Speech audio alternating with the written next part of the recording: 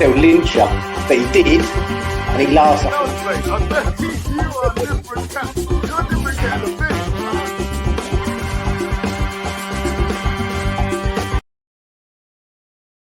Hello, West Ham Network. It is Holly, and I hope that you are having an amazing week so far, whatever you've been up to.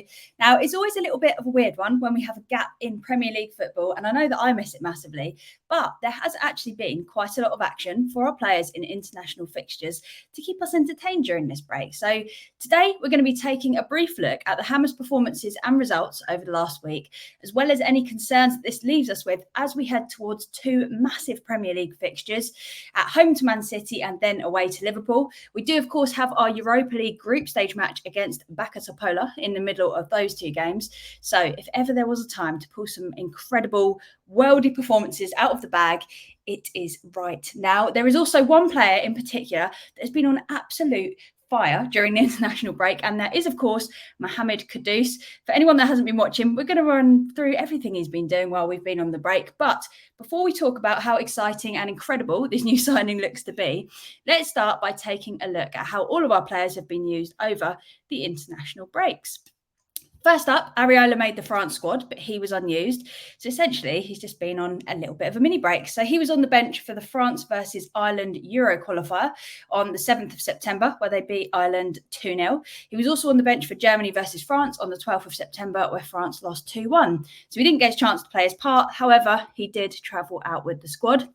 Up next, we have got Mr. Vladimir Sufal. He played the full 90 on the 7th of September in Czech Republic's 1-1 draw with Albania, but then he was not in the Czech Republic versus Hungary squad on the 10th of September, meaning hopefully he is fit, well, and hopefully can also be rested ahead of the City game.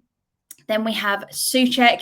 He had a good run out this international break. He played 90 minutes on the 7th in Czech Republic's 1-1 draw with Albania, as well as playing in Czech Republic's 2-2 draw with Hungary on the 10th of September for the whole game. Then on the 10th of September, Alvarez played a full 90 in Mexico's 2-2 draw with Australia. He also played in Mexico's 3-3 draw in a friendly with Uzbekistan earlier today, but he was subbed off around the hour mark. So this is hopefully going to save his legs a little bit ahead of Saturday. And this game is very close, with Raul Jimenez giving Mexico an early lead. However, Uzbekistan scored twice to leave Alvarez's side chasing the game. They did step it up a level again, scoring twice in the last 10 minutes. However, Uzbekistan scored an equaliser in stoppage time to level the score for the full-time whistle. Then we have got Aguerd. So he played in Morocco's 1-0 win against Burkina Faso yesterday in France. He played along former Wolves player Saiss, keeping a clean sheet, which secured the victory for them. Cornet played on the 9th of September, where Ivory Coast to face Lesotho, and he was subbed off in this game.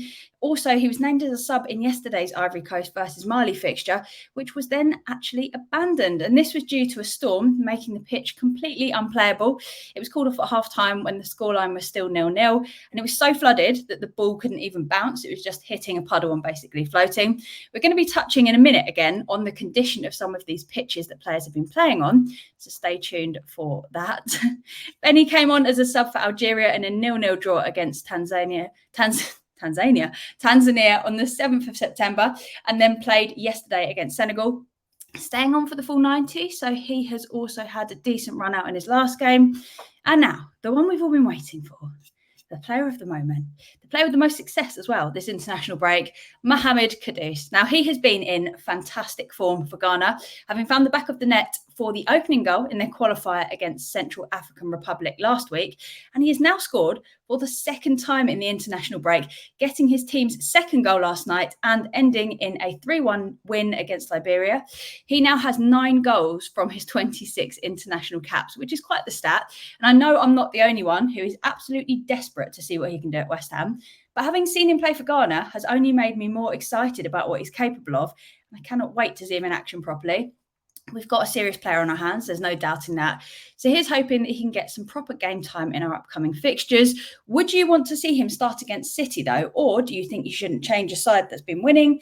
Let us know your thoughts in the comments. But yeah, absolutely incredible for Kudus, and could not be more excited to see him playing. And finally, Patrick Kelly and Callum Marshall both started for Northern Ireland as they were beaten 1-0 by Ukraine in a qualifier for the 2025 UEFA Under-21 Championships. So, as you can see from those, while it might have been a little bit quieter on the West Ham front, it definitely hasn't been for a few of our players. But is this going to work in our favour, or is it going to be a bit of a disadvantage? Truth be told, any decent side will have players away on international duty, including the teams that we're going to be playing in the coming weeks. So it's not really going to have the biggest impact in terms of that, or no measurable impact anyway. It's not like we've got loads of players and City don't have any. However, the real question mark is over how late people have played, the toll that the journey back is going to take, and how much time this leaves for recovery and training, or even set-piece training, kind of tactical stuff ahead of Saturday's game. So those that played a full 90 yesterday or today, they're still going to have plenty of time to rest before the City game on Saturday. But the journey and jet lag might extend their recovery time a little bit longer and bring them out of their usual routines. So obviously isn't the ideal headspace they'd want to be in, but they're all professionals, so they should be fine. Moyes did actually comment on this yesterday, saying that Alvarez wasn't expected to return until late on Thursday, leaving little time to prepare for the game, and that this would make it more difficult for him to be ready. I'm still confident that it'll be absolutely fine though. And yesterday, Michael on West Ham Network pointed out that Graham Arnold, who coached Australia against Mexico in the USA, said that his players actually struggled to walk for 5 days after the game due to the synthetic pitch that they were playing on, meaning players like Alvarez could be more fatigued than you'd expect them to be if they were playing on a traditional pitch. And if you take a little look at the state of some of the pitches that the players have been playing on while they've been on international break, they've not all been to a level playing field, quite literally. And you can see that the standard is certainly not what they'll be used to in Premier League games. Luckily, though, it appears all seem to have escaped without injury while playing for their countries, and other teams are obviously in the exact same situation. So we don't have any excuse to not put in a top performance this weekend. Plus, sports science is fantastic and player care and recovery is better than it's ever been. So no worries here. So there you have it. That's been your international roundup. Personal highlight for me has been just seeing more of Kudus in action, and I'm now very excitable and eager to see what he can do with some minutes on the pitch in a West Ham shirt. The question is, how soon are these minutes going to come? Is he going to be started? Is he going to be rested? Is he going to be subbed on? Is he going to be subbed on with like 5 minutes to go? Or are we actually going to give him a decent run out? When is he going to give this opportunity to do these amazing things he's been doing elsewhere for us? Because we want to see it. So yes, very exciting that we do have a player of that calibre on our hands that we've not even yet had the chance to see play for us. And the best bit, he can play in a few different positions, so we will be able to get him on that pitch somehow, somewhere. So I hope you've enjoyed this video, and please give it a thumbs up if you have enjoyed it. Leave us a comment letting us know how confident you are feeling ahead of the City game. If you're new around here, please do hit that subscribe button so you never have to miss a video. And until next time, come on you Irons.